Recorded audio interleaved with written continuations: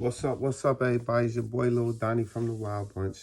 Want to give a big shout out to Maryland, Baltimore. What's up, baby? Miss y'all, all my peoples out there. You know I got love for y'all. I just had a conversation and I got inspired, so I wanted to make a little video to try to, sometime I talk about prison, as far as to be a deterrent to the youth. And, I tell them certain stories. I like to tell them stories for they can see and be transparent as far as when I say I went through it so you don't have to go through it. So if I tell you the stories of what happened, it hopefully is like a scared straight where you don't have to go through prison to find out what I'm telling you. You could look at this video and say, damn, I don't want to go through that. So what happens is when you're in prison or you get arrested, you go to court, you go through the process, you see the judge, you go back and forth, and, eventually you either going to go home or you're going to have to do some time, whatever your crime was. You know what I mean? So it's one way or the other. You're either going to go home or you're going to do some time. That's the bottom line. You either beat the case or you lose the case. You're either guilty or you're not guilty. We all know that. That's ABC. If you're not guilty, you go home. If you're guilty, you go to the hoop scout. That's my grandfather used to say, the hoop scout.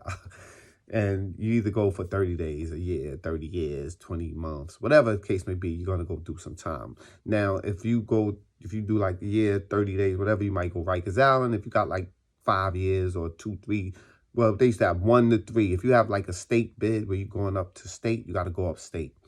Now, when you go upstate, you got to leave Rikers Island. They wake you up early in the morning, put you in a bullpen, put you on the bus. Now, I'm not really going to explain everything because whoever's watching this, I don't really need you to know.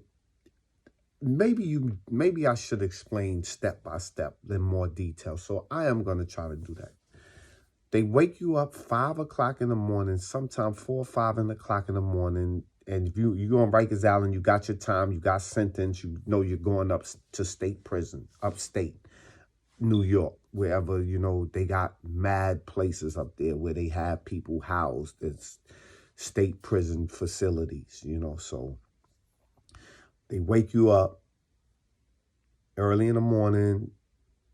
There's about 50 of y'all. It could be 50. They wait till they get a certain amount that's got sentenced to go up there. They don't just send 1 or 2 unless you're a special case, They might send you this once you, like if you a celebrity or something, you get charged. They throw you on a certain bus by yourself to ship you up there because they don't want you to be, the celebrity business. But if you just regular inmate, average person, whatever, you go on with everybody. It could be 50. They wait till they get like 50 people who sentenced, put y'all all on a bus, ship y'all up to upstate New York. Now, most places, when I first went, is Elmira was reception. They take you up to Elmira reception, and they deal with you up there as far as you get your number, you take your picture, you get your clothes, and they kind of you go through the treatment. Now, like I said, I'm gonna take you step by steps of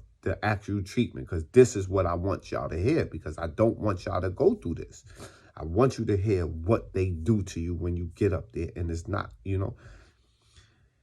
to me, when we got to Elmira reception, it was like one of the most scariest situations ever, how they got people living in that prison. Like, walking through there as an 18-year-old kid is like you in a man's world. You realize that like you don't want to be there. You're like, what am I doing here? And the crazy stuff is about 50 of y'all that's all 18 years old. So it's really nobody to lean on to say, yo, to give you a heads up on what they're going. All of y'all is y'all first experience, and you coming into a place where dudes been there 10 years, 20 years. You've been there 2 hours. You've been there 2 hours. These guys been there 20 years living through this shit.